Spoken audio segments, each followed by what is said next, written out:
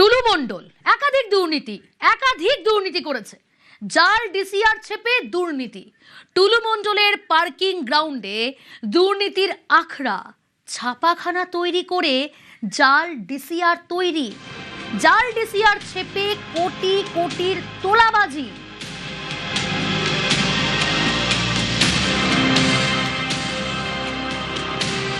টুলু মণ্ডলের বিরুদ্ধে অভিযোগ যে তিনি নকল ডিসিআর ব্যবহার করতেন। একই সঙ্গে বিভিন্ন জায়গা যে গেট যেখানে ডিসিআর পরীক্ষা করার কথা ছিল সেই সমস্ত দায়িত্বভারও তার হাতে ছিল, অর্থাৎ ডিসিআর সমস্তটাই টুলুর নিয়ন্ত্রণাধীন। তো আমার হাতে 3টে ডিসিআর কপি রয়েছে। আপনাদেরকে বলে রাখি, ডিসিআর মানে হচ্ছে ডুপ্লিকেট কার্বন রিসিপ্ট বুক। আমার হাতে এই একটা ডিসিআর রয়েছে, খুব ভালো করে দেখুন। আমার কাছে আরও একটা ডিসিআর রয়েছে, এটাও ভালো করে দেখুন। আর তৃতীয়ত আমার কাছে আরও একটা ডিসিআর এর কপি রয়েছেন।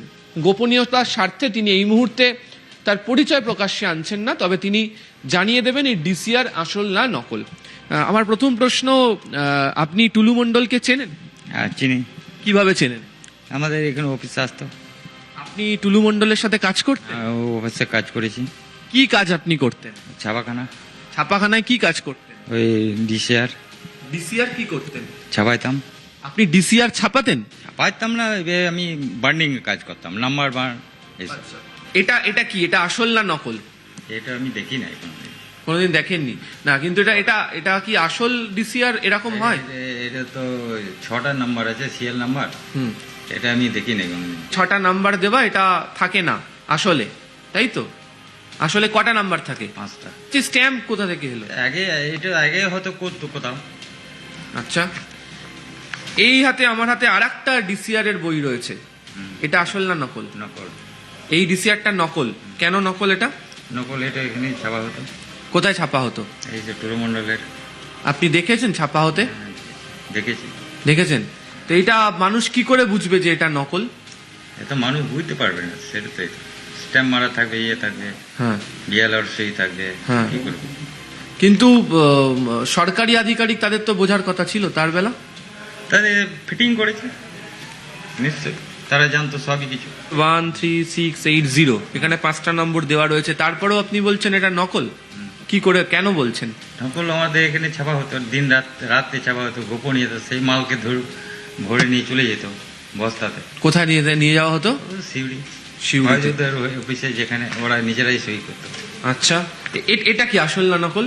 এটাও নকল। নকল কেন এটাও নকল কেন বলছেন? এখানে তো কোনো নাম্বারই আমি দেখি। নাম্বার এগুলো তো, এই বইগুলো তো ছাপিয়ে তারপর নাম্বার করা হয়। আচ্ছা, তারপর পাঠানো হয়। আচ্ছা, এই সম্পূর্ণ নকল এই জিনিস কি করে ছাপানো হতো? ওদের ব্যাপারে মালিকের মেশিন টেশিন কিনে এনেছিল।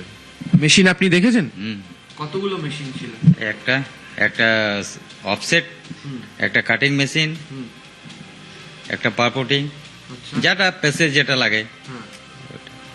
তো এটা কতদিন পর্যন্ত আপনি এদের সাথে কাজ করেছেন? 2023-এ। 23 থেকে কতদিন? মোটামুটি 4 তারিখ পর্যন্ত। জুলাই 4 তারিখ পর্যন্ত। তারপর ছেড়ে দিলেন কেন? বন্ধ হয়ে গেল। আপনার সাথে পুলিশ কথা বলেছে? বলেছে। আপনি এই যে নকল ডিসিআর ছাপানো হতে সব বলেছেন? বলেছে। আপনাদেরকে শুরুতেই আমি দেখিয়েছিলাম যে আমার হাতে 3টে ডিসিআর এর কপি রয়েছে। একটাতে যেমন স্ট্যাম্প দেওয়া দেখতে পাওয়া যাচ্ছে, এটাও তিনি বলছেন ডুপ্লিকেট, এবং এই স্ট্যাম্পও নাকি বানিয়ে নিতে পারা যায়, তো যাই অনেকে বলছেন। আর আমার এই যে হাতে 2টো ডিসিআর রয়েছে, এই যে ডুপ্লিকেট কার্বন রিসিপ্ট বুক, এই দুটো জাল, এই দুটো আসল নয়। বেশি নাচে না নষ্ট, মানে খুলে ফেলা হয়েছে, গুদামে ভরা আছে। গুদামে ভরা আছে। তো পুলিশ যখন আপনাকে জানতে চাইলো, আপনি গোটাটা তাদেরকে বলেছেন? বলে দিয়েছে, সব বলে দিয়েছেন। পুলিশকে সহযোগিতা করেছেন, পুলিশ তার বয়ান নথিবদ্ধ করেছে, এবং যেখানে এই মেশিন ছিল সেখানে এখন পুলিশের তরফ থেকে তল্লাশি অভিযান শুরু হয়ে গিয়েছে, এবং সূত্রের খবর ওই মেশিনও বাজেয়াপ্ত করছে পুলিশ তদন্তের জন্য।